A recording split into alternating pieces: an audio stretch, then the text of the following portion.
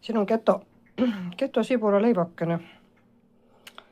Jällegi täielik katsetus. Siin ei ole mandlijahu ega kookosjahu. Siin on kõrvitsajahu tehtud ise, linaseemnejahu ise tehtud, päevaljeseemned, muna, veidikene võid, praetud ja röstitud sibulat. Hästi vähe panin psylliumi ja vett. Tegin sellise valmis.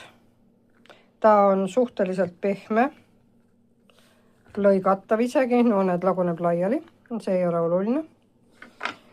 Et igatahes on süsivesikuvaba leib ja hea võtta toidu kõrvale. Või kui tõesti vahest kõht läheb väga tühjaks, siis on selline leivakene olemas. See tuli isegi päris suur. Ja.